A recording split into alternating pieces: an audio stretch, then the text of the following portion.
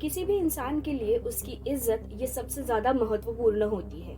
इसीलिए जब इस समाज में दो औरतों को हजारों की भीड़ के सामने बिना वस्त्र के घुमाया गया, वो लड़कियां चीखी चिल्लाई, मदद के लिए भीख मांग रही थी, मगर किसी भी इंसान ने अपनी इंसानियत नहीं दिखाई और उनकी मदद नहीं की, तो मुझे नहीं लगता किसी भी इंसान के लिए इससे ज्यादा शर्मनाक बात और कोई हो सकती है।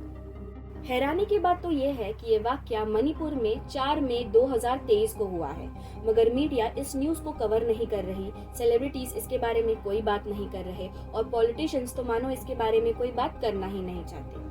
19 जुलाई 2023 को जब मणिपुर का ये वीडियो वायरल हुआ, तब जाकर लोगों को पता चला कि मणिपुर में दंगे फसाद हो रहे हैं, लोगों के घर जलाए जा रहे हैं, लड़कियों के साथ गलत और गंदा काम किया जा रहा है, लेकिन मीडिया, सेलिब्रिटीज और पॉलिटिशियंस इसके बारे में कोई बात नहीं कर रहे और इसके बारे में कोई सोल्यूशन निकालने की कोशिश भी नहीं कर रहे। ये कैसी मीडिया है जो पाकिस्तान से आई सीमा हैदर के बारे में सबको सारी जानकारी दे रहा है, मगर अपने खुद के देश में क्या चल रहा है इसके बारे में जानकारी नहीं दे रहा। ये कैसे सेलिब्रिटीज है जो नेपोटिज्म के बारे में तो बात कर रहे हैं, मगर अपने खुद के देश में औरतों के साथ क्या ज्यादतियां हो रही है, क्या नाइंसाफियां हो रही है, इसके बारे में बात नहीं कर रहा। ऐसा क्यों है? आज की इस वीडियो में हम जानेंगे कि क्यों 3 महीनों से मणिपुर में हिंसा रुकने का नाम नहीं ले रहा। मणिपुर ये एक नॉर्थ ईस्ट इंडियन स्टेट है और यहाँ मुख्य रूप से 3 जातियां हैं, मैतेई, कुकी और नागा। मैतेई ये एक हिंदू समाज है जिन्हें आजादी के बाद अनुसूचित जाति का दर्जा दिया गया।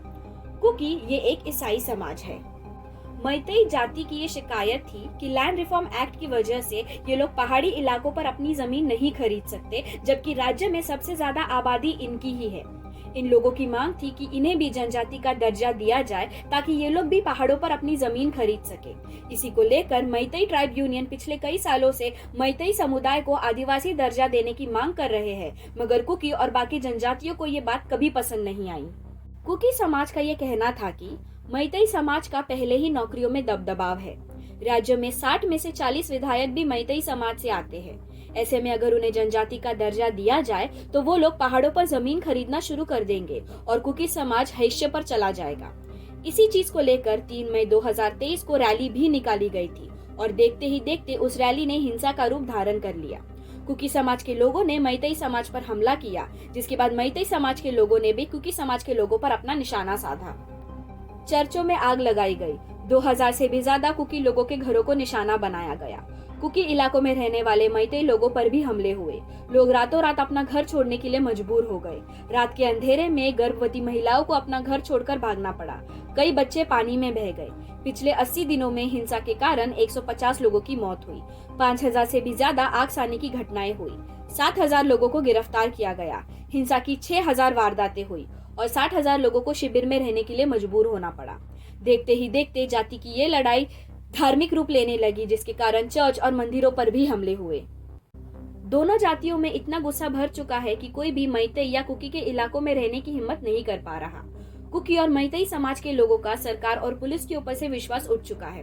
वो ये मानकर चल रहे हैं कि उन्हें अपनी रक्षा अब खुद ही करनी पड़ेगी, और हुआ ये कि दूसरों की हिंसा से बचने के लिए अब वो खुद हिंसा कर रहे हैं। 4 मई 2023 को हुई उस घटना में एक पीड़िता महिला ने एफआईआर में बताया कि जब 800 से 1000 लोगों ने कुकी लोगों के घरों में हमला किया, उस भीड़ से बचने के लिए कई लोग अपना घर छोड़कर भाग रहे थे।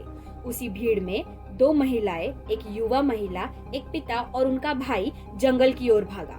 पुलिस ने जैसे तैसे उसके परिवार वालों को बचा तो लिया, मगर कुछ देर बाद लोगों ने पुलिस पर हमला कर दिया और उसके पूरे परिवार को पुलिस की कस्टडी से बाहर निकाल लिया।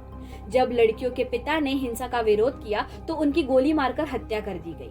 3 औरतों को बिना वस्त्र के पब्लिक में घुमाया गया, जिसके बाद एक 20 साल की युविका के साथ गलत और गंदा काम किया और जब उसके भाई ने विरोध किया तो उसकी भी हत्या कर दी गई।